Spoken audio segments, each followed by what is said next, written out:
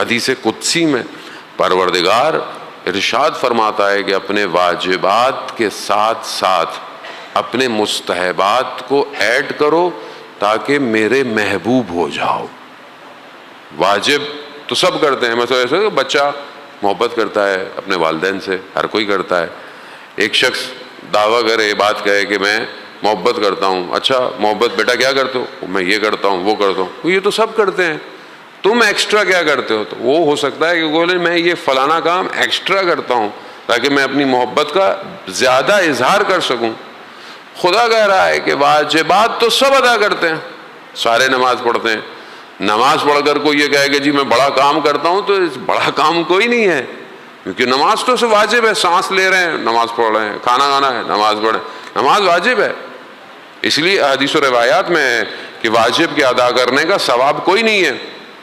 اب آپ کہیں مولانا صاحب نماز ہی پڑھ رہے ہیں، آپ اس کا بھی ثواب ہم سے لے رہے ہیں۔ نہیں، واقعاً واجب ہے۔ واجب کا ترک کرنا گناہ ہے، واجب کا عمل کرنا واجبات ہے۔ اگر تو محبت کرتے ہو، اگر تو کہتے ہو کہ میں پروردگار محبت ہوں، میں محبوب ہونا چاہتا ہوں، تو پھر ایک قدم آگے آؤ۔ کیا قدم ہے؟ وہ مستحبات کا اضافہ کرو، نوافل پڑھو، کچھ تھوڑی سی دعائیں پڑھ لو، کچھ اور کام کر لو۔ فوراً اللہ اکبر کرو، سجدہ کرو، اٹھ کے چلے مت جاؤ، تھوڑی دیر بیٹھو تو صحیح، تھوڑا مجھ سے بات تو کرو، تھوڑا راز و نیاز تو کرو۔ میں کیسے کہوں کہ تم دوسروں سے فرق ہے تمہارے اندر؟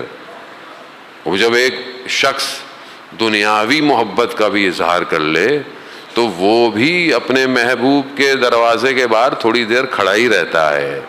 تو یہ کیسے ہو سکتا ہے کہ انسان اس محبت کہ جو اسے دنیا اور آخرت میں سب کچھ عطا کرے گی؟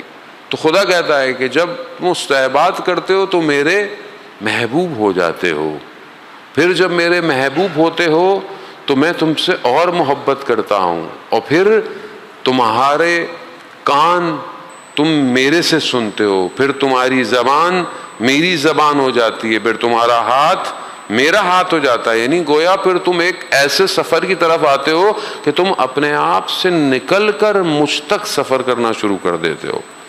خوب یہ سفر انسان کو کمال کی طرف لے کے جاتا ہے۔